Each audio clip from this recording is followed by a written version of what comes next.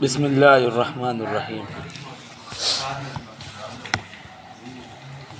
मसला, रमज़ान के महीने में अगर किसी का रोज़ा इत्तिफ़ाक़न टूट गया तो रोज़ा टूटने के बाद भी दिन में कुछ खाना पीना दुरुस्त नहीं, सारा दिन रोज़ादारों की तरह रहना वाजिब है। ठीक है जी। अगर रोज़ा किसी का इत्तिफ़ाक़न टूट गया किसी बीमारी की वजह से या किसी और सबब की वजह से, ये नहीं कि अब सारा दिन खाता पीता रहे मौज मस्ती करता रहे, बल्कि रोज़ादारों की तरह रहना वाजिब है। मसला, किसी ने रमज़ान में रोज़े की नियत ही नहीं की इसलिए खाता पीता रहा, इस पर कफ़ारा वाजिब ही नहीं। कफ़ारा जब ही है कि नियत करके रोज़ा रखने के बाद इसको तोड़ डाले। अब ये नहीं कि एक शख्स ऐसा है, बल्कि अक्सर दुनिया ही ऐसी हो गई है मुसलमानों की कि वो रोज़ा रखना ही नहीं चाहती, इरादा रोज़ा रखना ही नहीं चाहती, ऐसी बग़ैरती है।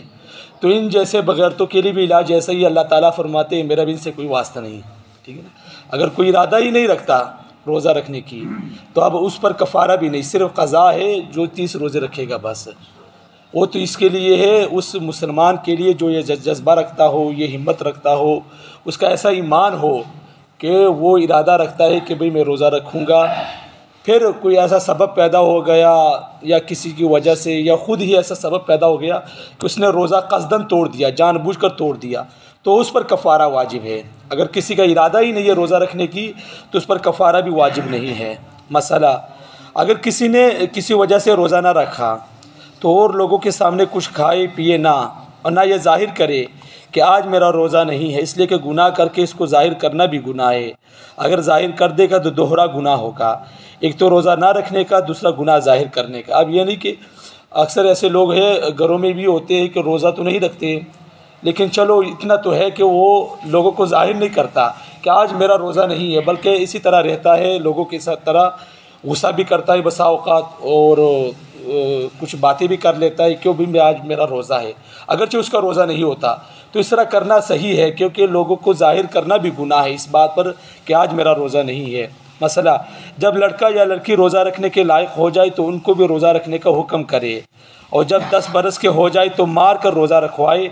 अगर सारे रोज़े ना रख सके तो जितने रख सके रखवाए। अब ये नहीं कि हमारे यहाँ बच्चे होते उसको रोज़ा ही नहीं रखवाते, अभी बच्चा है, अभी बच्चा नहीं भाई, अगर 10 साल का हो जाए तो उसको मार कर और धमका कर उसको रोज़ा रखवाना चाहिए। अगर वो फिर भी हिम्मत नहीं करता तो जितने हो सकते उससे रखवा ले, ये नहीं कि उसको मुकम्मल छूट दे दे। मसला, अगर नाबालिग लड़का लड़की रोज़ा रख ले तो तोड़ डाले तो इसकी क़ज़ा ना रखाए, अलबत्ता अगर नमाज की नियत कर ले तो इसको दोहरा ले। ठीक है ना। अब नाबालिग बच्चा है, उसने दिन भर रोज़ा रखा, दोपहर हो गई या असर के वक्त उसने रोज़ा तोड़ दिया, अब ये नहीं कि अब उस आप गए भाई आपने दोबारा रोज़ा रखना है। ठीक है ना। नहीं, नमाज के बारे में ये एहतियातन कर ले, ये भी वाजिब नहीं है, एहतियातन कर ले कि दोबारा उसे नमाज़ पढ़वा ले ताकि उसका नमाज को तरीक़ा याद रख सके। अच्छा, रोज़ा तोड़ देने का बयान। मसला, अचानक ऐसा बीमार पड़ गया कि रोज़ा ना तोड़ेगा तो जान पर बन जाएगी या बीमारी बहुत बढ़ जाएगी, तो रोज़ा तोड़ देना वो दुरुस्त है। जैसे दफ़ातन पेट में ऐसा दर्द उठा कि बेताब हो गया या सांप ने काट लिया तो दवाई पी लेना और रोज़ा तोड़ डालना दुरुस्त है। लेकिन अगर इंजेक्शन के ज़रिए इलाज मुमकिन हो तो कोशिश करनी चाहिए कि रोज़ा ना तोड़े बल्कि इंजेक्शन लगवा ले। होता है ऐसी बीमारी एकदम लग जाती है कि इंसान बेकरार हो जाता है, बेताब हो जाता है, बेचैनी सी हो जाती है, तो डॉक्टर के साथ पास चले जाते हैं, दवाई भी खा पी लेते हैं, जैसे कि बताएगा सांप ने काट दिया, लाजमी बात है अब दवाई तो लेनी पड़ेगी। तो ऐसे वक्तों में फिर कफ़ारा वाजिब नहीं, सिर्फ क़ज़ा ही वाजिब है, लेकिन कोशिश करनी चाहिए इंजेक्शन लगवा ले। ठीक है ना। क्योंकि हम भी बीमार रहते हैं, जब ब्लड प्रेशर हाई होता है तो हम डॉक्टर के पास आ जाते हैं, इंजेक्शन लगवा देते हैं, दवाई नहीं खाते, तो उससे गुजारा हो जाता है। अगर इंजेक्शन के ज़रिए गुजारा हो जाता है, टीके के ज़रिए या ग्लूकोज़ के ज़रिए, तो वो कर देना चाहिए, रोज़ा ना तोड़ना चाहिए। मसला, हामला औरत को ऐसी बात पेश आ गई जिससे अपने जान का या बच्चे की जान का डर हो तो रोज़ा तोड़ डालना दुरुस्त है। मसला, खाना पकाने की वजह से या किसी और वजह से बेहद प्यास लग गई और इतनी बेताबी हुई कि अब जान का खौफ है तो रोज़ा खोल डालना दुरुस्त है। लेकिन अगर ख़ुद इसने क़स्दन ऐसा काम किया जिससे ऐसी हालत हो गई तो गुनाह होगा। ठीक है।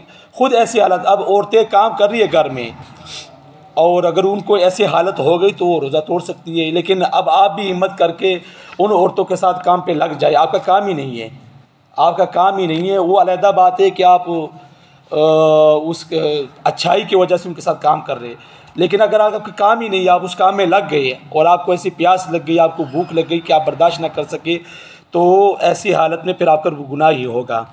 मसला अगर किसी पेशावर को अपना ख़र्चा कमाने के लिए रोज़े के साथ अपने काम में मशगूल होने से ऐसी बीमारी गुजर कर खौफ हो जिससे रोज़ा तोड़ देना जायज़ हो जाए, तो उसको बीमार होने से पहले रोज़ा तोड़ना हराम है। ऐसे काम होते हैं, बहुत सख्त से काम है, जैसे कि हमारे यहाँ सब्ज़ी मंडी में काम होते हैं या दूसरे ऐसे मिस्र शाह के लोग काम करते हैं। अगर जब तक मुमकिन हो सके रोज़ा रख देना सही है, कोशिश करनी चाहिए भाई आखिर तक रोज़े को संभाल के रखे।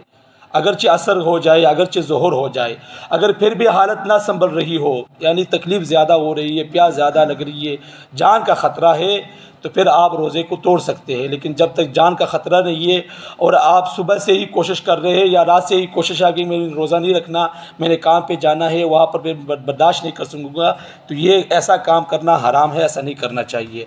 अल्लाह से दुआ है अल्लाह अमल के समझ के तौफीक अता फरमाए। व आखिर दावाना।